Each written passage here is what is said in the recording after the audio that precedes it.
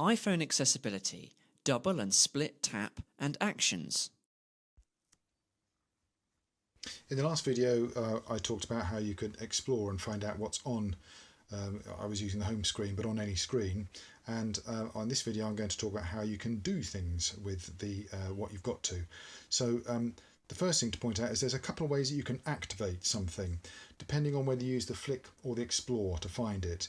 So I'm first of all going to use a flick gesture, and I'm going to flick to the clock app. That's a flick right. I need to do a few of them. Camera, photos, clock, 1640. Actions available. And when I get to it, I can just double tap. Clock, edit, button.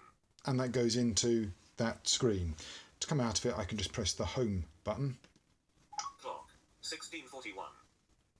Actions available. And now I'm going to show you another way that you can do it, which is if I explore to something, such as photos, the settings, I can then, leaving my finger on it, I can just use another finger to do a single tap elsewhere on the screen. Settings. And that's called a split tap. And that's a really good one. So basically, if you're doing a flick, you usually accompany that with a double tap. And if you're doing an explore, you usually accompany that, or you can accompany that with a split tap. If I just come out of that once more. Actions available.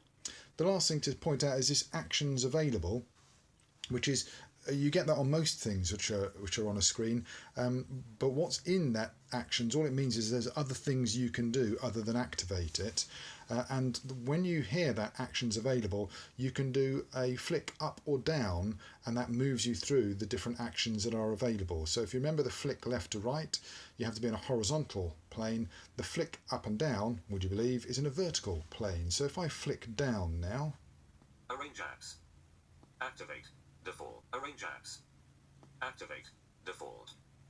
So the default is activate, so I could, rather than double or split tapping, I could flick down and then I would need to double tap to do that one. If I go to arrange apps and double tap, arranging apps, settings, is editing.